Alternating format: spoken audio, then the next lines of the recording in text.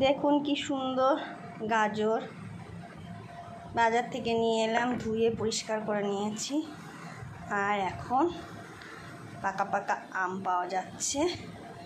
এই পাকা আমের জুস দিয়ে গাজরের হালুয়া বানাবো। গাজরটাকে হালকা খোসা ছাড়িয়ে নেব, তারপর গ্রেট করে নেব। সুন্দর মিহি করে গ্রেট করে নিয়েছি। কি সুন্দর জুসটা বের করে নিলাম আম থেকে। এই জুসটা দিয়ে গাজর আর আমের জুস দিয়ে গাজরের হালুয়া বানাবো। আগেই দুধটা ফুটিয়ে রেখেছিলাম, হালকা গরম আছে দুধটা।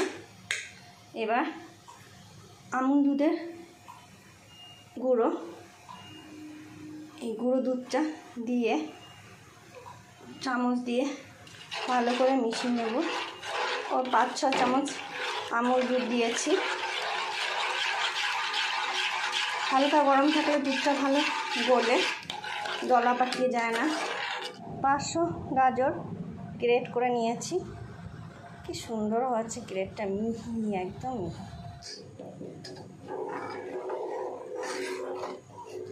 1.5 কিলো দুধ, অনেকটাই গাঢ় হয়ে এসছে। এবার ওই গাজরগুলো সব দিয়ে দেব। এই দুধেই সিদ্ধ হবে। আমি আলাদা করে সিদ্ধ করে নিয়ে নিই। কি সুন্দর ফুটছে, অনেকটা গাঢ় হয়ে এসছে। অনেকে দুধের ভিতরে নুন খাও না, তাই খুব সামান্য নুন দিয়ে দিচ্ছি টেস্টের জন্য।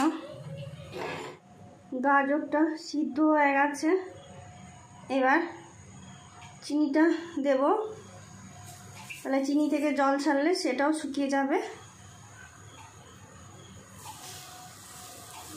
বেশি চিনি দেব না, কারণ আমুল দুধ আছে, দুধের মিষ্টি আছে, গাজরটাও মিষ্টি। আমি একটু খেয়ে দেখাচ্ছি, দারুণ গাজরটা ছিল। দুধ অনেকটাই শুকিয়ে এসছে। এবার আমের জুসটা দেব। হয়ে এসছে। এবার ঘি ছড়িয়ে দেব। কি সুন্দর হয়েছে দেখো।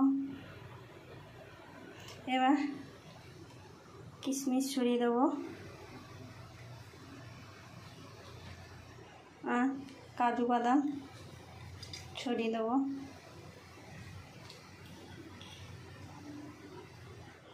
আপনাদের যদি এই রেসিপিটা ভালো লেগে থাকে তাহলে কমেন্ট করে জানাবেন কেমন হয়েছে, লাইক করবে আর শেয়ার করে দেবে।